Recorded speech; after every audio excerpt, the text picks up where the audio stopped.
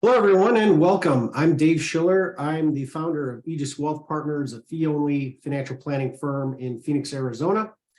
I'm a CFP practitioner and college planning expert. In addition to the CFP designation, I hold the Certified College Financial Consultant designation, in addition to several others. The CCFC is a post-CFP designation that deals specifically with education funding, financial aid planning, education tax credits and deductions, and student loan advising. And what we'll be doing today is we'll be wrapping up our case study that we've been looking at for the last couple of videos. We'll revisit the Davis family, and what we're going to do is bring together the two adjustments that we made to the Davis family's EFCs and see how they look combined and what the impact on EFC, aid eligibility, and also the affordability of college, and how all of that comes together in multiple changes.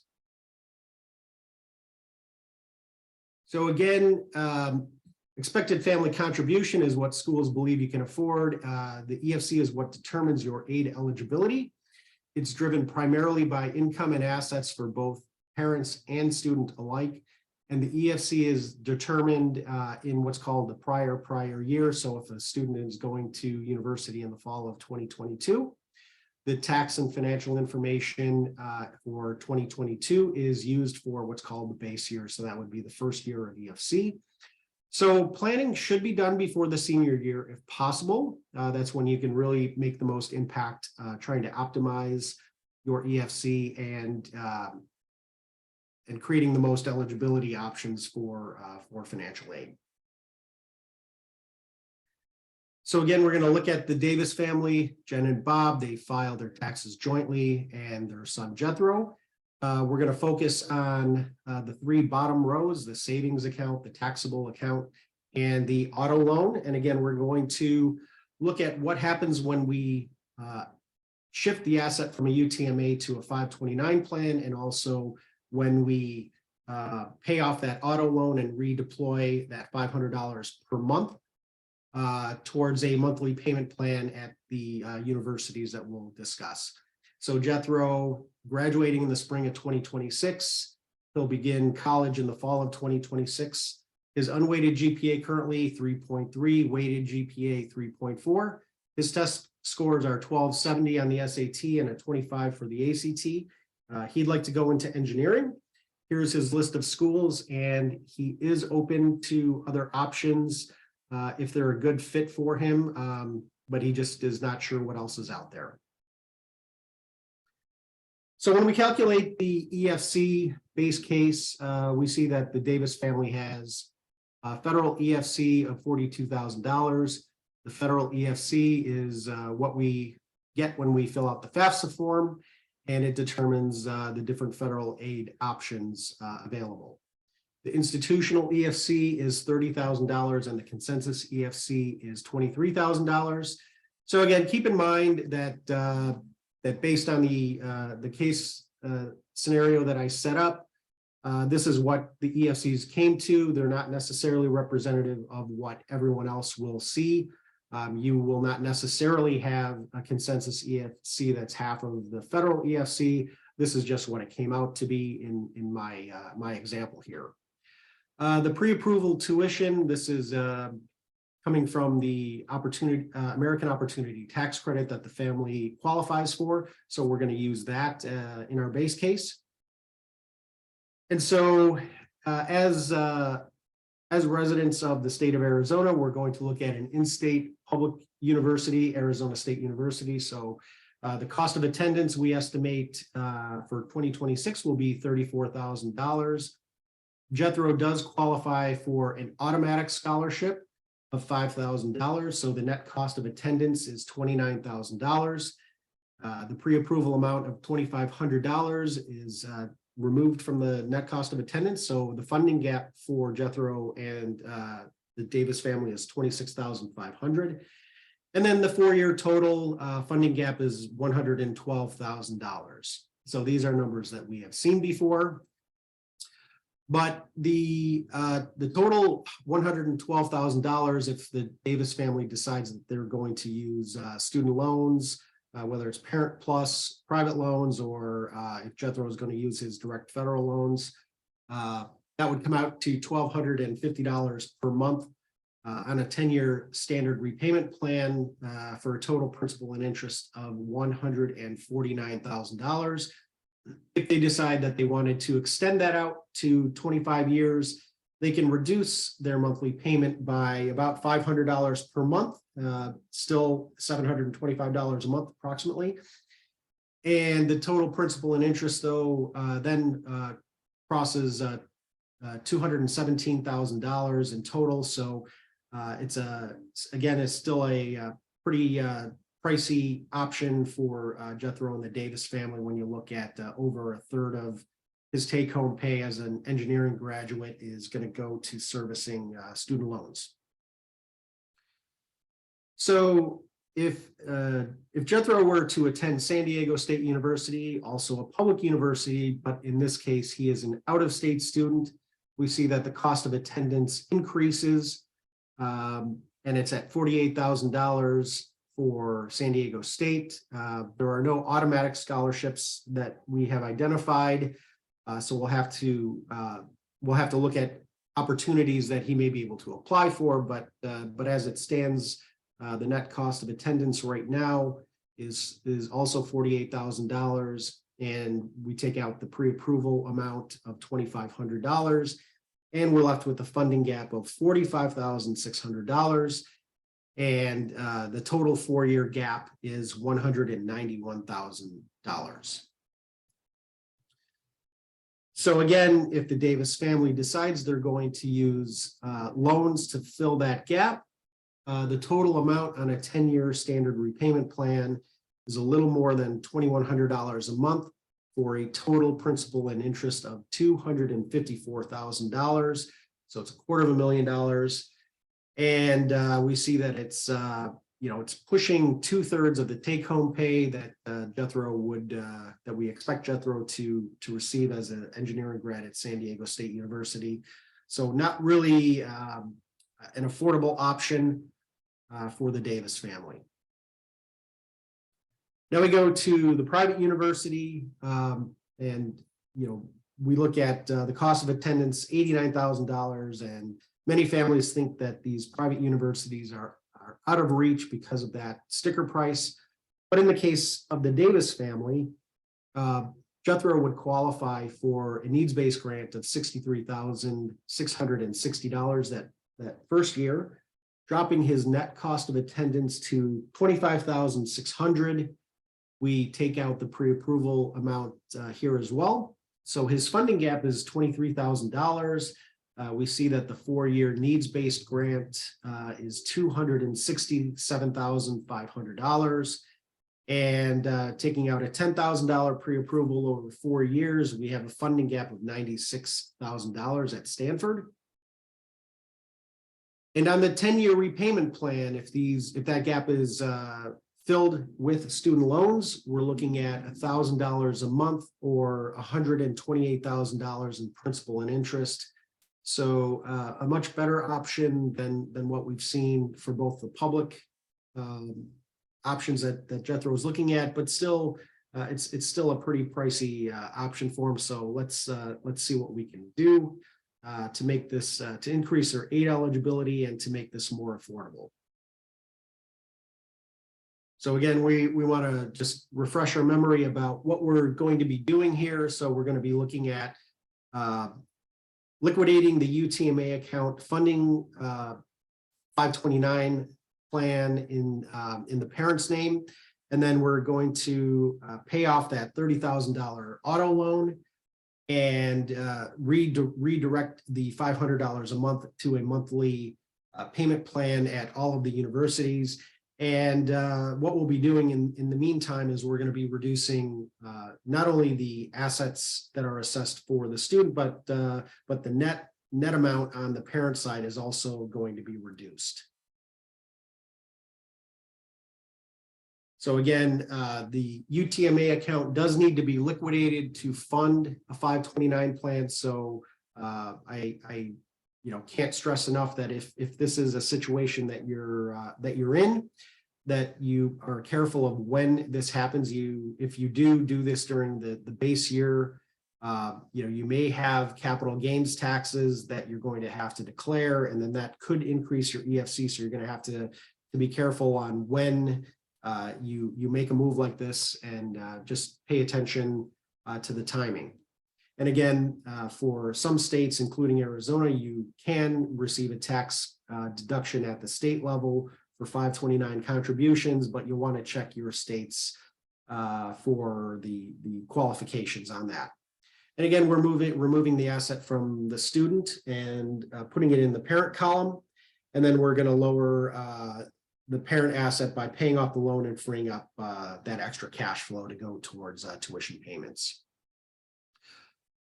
So here's what it looks like. The savings account on the parent side, not $60,000, it's now $30,000. You see the taxable account in Jethro's column is gone. It is now added to the parent's taxable account from an assessment value. That is that's where we would put the 529 plan. And here's the difference. So at the federal level, the base case scenario was $42,000. And when we've updated it, it's now $38,000. The institutional EFC drops from $30,000 to $25,000, and the consensus EFC is $23,000, and it drops to $22,000. But what we've done is we've also increased the pre-approved tuition amount because we've committed $500 per month to tuition, and then we've also created that 529 plan, which is going to go towards paying tuition as well. So for Arizona State University, again, the top half of that chart doesn't change. It doesn't affect the merit scholarship. For Jethro, he still qualifies for $5,000, but we've increased the pre-approval amount from $2,500 per year to $14,000 per year, and that drops the funding gap by more than $11,000, and we're right at about $15,000. And you can see the 4-year funding gap, rather than being $112,000, we're at $66,000. And if the Davis family decides they're going to use the different loans available to them, we've dropped the 10-year standard repayment plan by about $500 per month. And we've also dropped the total principal and interest from $150,000 to just under $90,000. So we're realizing about a $60,000 savings in principal and interest. So again, a very smart move for the Davis family to make these adjustments before their base year. You can see it's certainly very helpful in making this more affordable and increasing their aid eligibility. San Diego State University, we're going to see a very similar outcome, but of course we're starting from a more expensive starting point. So the pre-approval amount of $14,000 is subtracted from the net cost of attendance of $48,000, and the funding gap in that first year is $34,000. So you can see on the 4-year total, rather than $191,000 that the Davis family needs to come up with, it's now $145,000.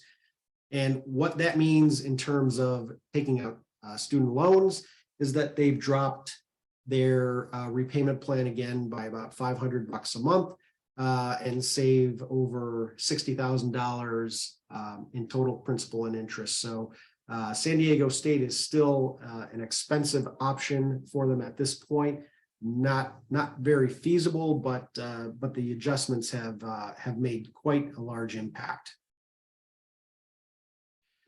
And for Stanford University, again, with the private university and the needs-based grant, we've actually increased the needs-based grant from $64,600 to $69,250. And we have then dropped our net cost of attendance to just under $20,000 rather than $24,700. Again, we have more that we're committed to allocating to college tuition. So our funding gap, rather than being $22,000, we're at about $5,900. So certainly more affordable by making these changes. And if you look at the 4-year total, we have a needs-based grant of $290,000 instead of $271,000. So we've increased the needs-based grant by nearly $20,000. We've increased the pre-approval amount. And so we dropped the 4-year funding gap from $92,000 to $27,000. And we look at the 10-year repayment plan. Instead of $1,025 a month, we dropped it to $301 per month, and total principal and interest of $36,000, with an estimated take-home salary of $36.76 for engineering grads at Stanford. This is certainly an affordable option if Jethro is able to be accepted into Stanford. So, again, what we've been doing over the course of these couple of videos is we're changing the characteristics of assets, we're lowering the EFC, we're redirecting assets and committing them to paying tuition. And so for the public universities, what we're looking at is a much lower amount of loans that need to be taken out. So we're saving $60,000 in principal and interest on a standard 10-year repayment plan. For Stanford, we're seeing nearly $20,000 in additional aid being offered to Jethro, money that does not need to be taken, that does not need to be paid back. And the standard 10-year repayment plan is $725 less per month. That means a total savings of interest and principal of $87,000. Again, just a huge impact. And we've really made some pretty simple adjustments to the Davis family's EFCs. So what are the next steps from here? Well, we're going to be looking at their financials and seeing what other analysis we can do. Are there other things that we may do that could drive down that EFC and increase the aid, which then of course means that they're looking at a smaller funding gap. Other things that we can do is we can build a school list with generous merit and needs-based packages. And again, in the case of Jethro, he's still early on in his high school career, so he has time to improve his grades, improve his test scores. So that can certainly improve his merit opportunities at multiple schools across the country, not just the ones that he's looking at. And if you haven't picked up your college money report at this time, I would certainly do it. You're going to find out what are you pre-approved for on as far as tuition goes. What is your EFC? What's the funding gap? You can do this for 3 schools. You can pick any 3 schools you want. So if you want to do different types of schools like we've done in this series of videos, you can do that. Or if you have 3 schools in mind and you want to get a sense of whether those schools are going to be good options for your budget, go ahead and do that.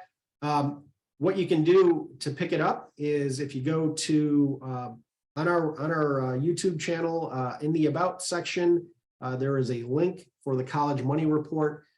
You can click there, and then in 5 minutes you'll get the information. It'll take you 5 minutes to fill in some information and get this data. There's also a form if you have questions about college planning. You can reach out to us, or you can head over to our website, aegiswealth.net, and we have a contact form there. And there is also under the resources tab, the very first sub tab is the College Money Report, and you can find information there, and you can pick up your College Money Report from there. Hopefully you found these videos so far to be helpful, and we're going to be coming out with more videos. So if you found it useful, then click subscribe. You'll get notified as we start to release these more often here in the future. We'll also be releasing a different series of videos on different financial topics that we hope you'll find helpful as well.